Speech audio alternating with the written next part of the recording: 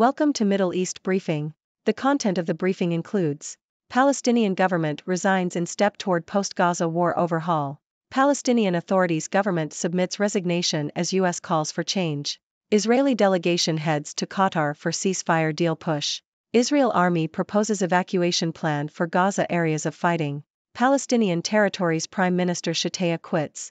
Palestinian government resigns in step toward post-Gaza war overhaul. Washington Post.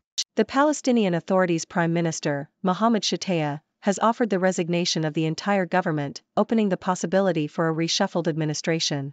The move comes after months of deliberation between the U.S., Arab states, and Ramallah on how best to strengthen the Palestinian Authority in order for it to play a role in post-war Gaza. The U.S. and its allies want Gaza to be controlled by the Palestinian Authority, which will be opposed by the Israeli government. Palestinian Authority's government submits resignation as U.S. calls for change. New York Times. The Palestinian Authority Prime Minister, Mohammed Shataya, has tendered his resignation along with his cabinet. This move follows diplomatic efforts from the U.S. and Arab states, including Saudi Arabia, to persuade the Palestinian Authority to restructure itself in order to take over the administration of Gaza after the war there. However, it remains uncertain whether the appointment of a new prime minister and cabinet will be enough to revamp the authority or convince Israel to let it govern Gaza. President Mahmoud Abbas will remain in position regardless of whether he accepts Shataya's resignation. Israeli delegation heads to Qatar for ceasefire deal push. Yahoo!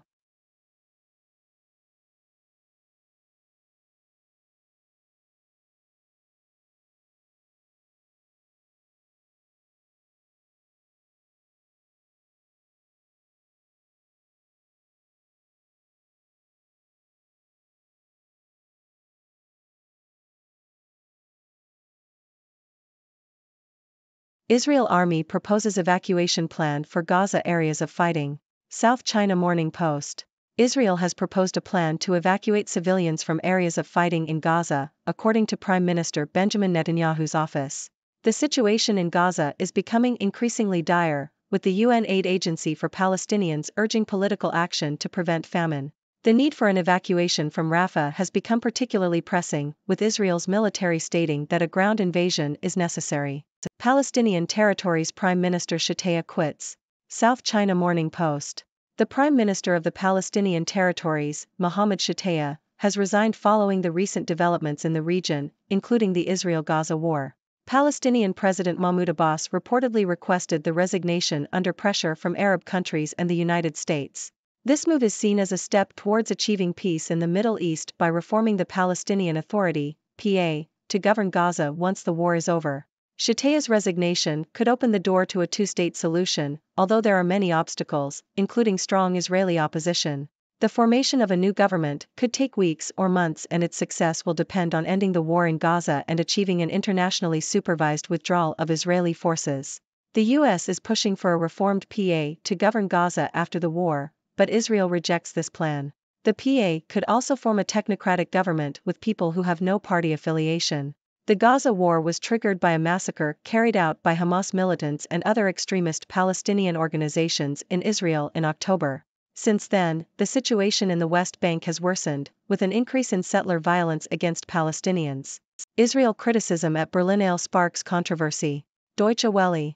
The Berlin International Film Festival has sparked controversy among German politicians and Israeli officials after allowing filmmakers to state their personal stances on the Israel-Hamas war at the closing awards ceremony. Several filmmakers criticized Israel over its ongoing offensive in Gaza, with some calling for a ceasefire. U.S. filmmaker Ben Russell, who accepted his award wearing the keffiyeh, a symbol of Palestinian solidarity, received strong criticism from German politicians for his speech. The filmmakers were also criticized for not referring to the role of Hamas in the conflict. Israeli journalist Abraham, who also spoke at the ceremony, has since received death threats after his speech was aired on Israeli TV and called anti-Semitic. The filmmakers' statements were condemned by Berlin Mayor Kai Wegner. Israel's ambassador to Germany, Ron Proser, criticized the so-called cultural elite and said that anti-Semitic and anti-Israel discourse was met with applause. Berlin Culture Minister Joe Chialo described the awards ceremony as self-righteous anti-Israeli propaganda. The Berlinale is supported by the Federal Government Commissioner for Culture and the State of Berlin. Berlin Mayor Wegner and Berlinale Managing Director Mariette Rissenbeek have since faced criticism for applauding the filmmaker's statements. Leadership psychology of China's Xi Jinping. Diplomat. Xi Jinping's leadership psychology can be characterized as rational, ruthless, and resilient. He is a formidable and often underestimated leader who combines his personal narrative with aspirational objectives for China, such as the Chinese dream of great rejuvenation. Diplomats and dignitaries who have met with Xi describe him as polite, restrained, and a good listener. However, Xi's exceptionalism and belief in the primacy of the Chinese Communist Party, CCP, may be blind spots in his decision-making. He may underestimate America's resilience, as well as exhibit cognitive rigidity as he ages. Despite his ideological rigidity, Xi has shown pragmatism and flexibility in his response to challenges such as the COVID-19 pandemic and tensions with the United States. Xi has cultivated relationships with global leaders such as Russia's President Putin and North Korea's Chairman Kim Jong-un. However, these relationships are primarily driven by China's national interests, with China being the stronger partner. In regards to Taiwan, Xi has repeatedly stated that reunification will occur, peacefully or otherwise, but he is unlikely to impulsively invade. Instead, China may use various government approaches to isolate Taiwan. Xi's leadership style and response to challenges will define both his and China's legacy in the 21st century.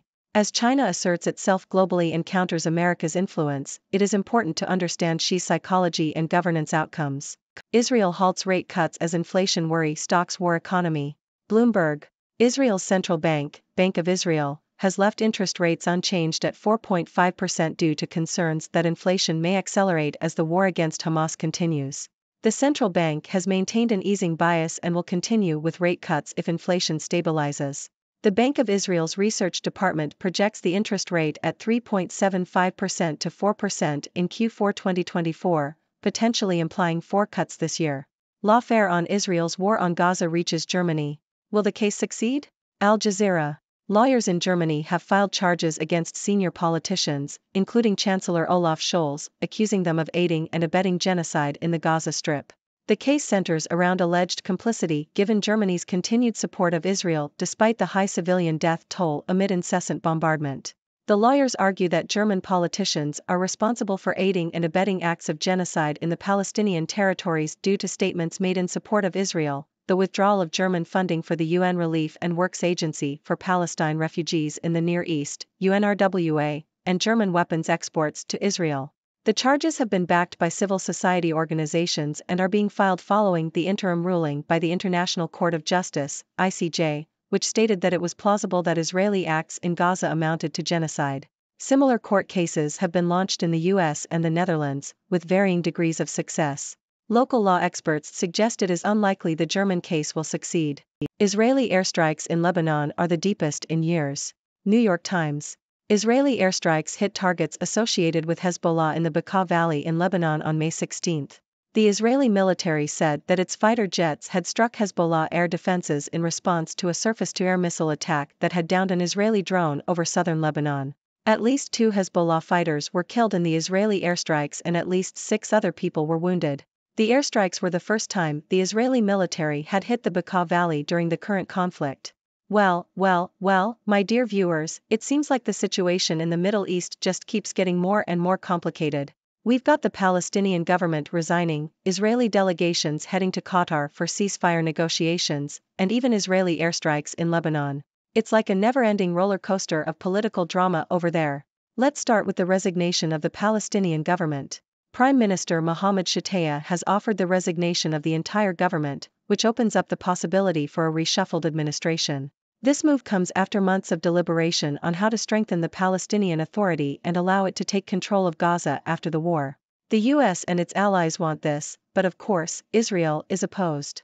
It remains to be seen if a new government will be able to revamp the authority and convince Israel to let it govern Gaza. Speaking of Gaza, an Israeli delegation has gone to Qatar to negotiate a truce with Hamas. The two sides are still far apart in their demands, but at least there's some understanding of what a deal might look like. And Israel has even proposed a plan to evacuate civilians from areas of fighting in Gaza. The situation there is becoming increasingly dire, with the UN urging political action to prevent famine. It seems like everyone is scrambling to find a solution, but will they be able to? Meanwhile, tensions are rising in Germany over the Israel-Hamas war. The Berlin International Film Festival allowed filmmakers to express their personal stances on the conflict, which sparked controversy among German politicians and Israeli officials. Some filmmakers criticized Israel for its offensive in Gaza, while others called for a ceasefire. This has led to a heated debate and even death threats for some of the speakers. It just goes to show how sensitive this issue is and how emotions are running high. And let's not forget about China's President Xi Jinping. He's a fascinating character with a leadership style that can be characterized as rational, ruthless, and resilient. He's a formidable leader who combines his personal narrative with aspirational objectives for China. But he may have blind spots in his decision-making, such as underestimating America's resilience and exhibiting cognitive rigidity as he ages. It's going to be interesting to see how he navigates the challenges that lie ahead. Lastly, let's talk about Israel's economy. The central bank has decided to halt rate cuts due to concerns about inflation as the war against Hamas continues. They will continue with rate cuts if inflation stabilizes, but for now, they're playing it safe. It's a delicate balancing act for the Israeli economy, and only time will tell how it will all play out. So there you have it, my friends, a whirlwind of news from the Middle East and beyond. It's a complex and ever-changing situation, but one thing is for sure, there are no easy answers. I'm sure you all have your own thoughts and opinions on these matters, so I invite you to join the discussion. What are your thoughts on the resignation of the Palestinian government? How do you think Israel should handle the ceasefire negotiations? And what do you make of President Xi Jinping's leadership style? I can't wait to hear what you have to say. Thank you for tuning in. The content above showcases the latest briefing reports and analytical synopses, thoughtfully curated by the 6Do team. These insights stem from a wide array of reputable media outlets, think tanks, government sources, and specialized experts worldwide. We encourage you to explore these sources for a comprehensive perspective. Keep in mind that while the content may not always align with the official standpoint of 6Do Brief, it's not meant to be taken as absolute directives for decision-making. Comprising seasoned media professionals, learned scholars, and accomplished scientists, the 6Do team embodies a trailblazing, fully independent media entity. To customize 6Do Brief to meet your professional needs, you have the option to subscribe to a diverse array of briefings on our website, 6dobrief.com.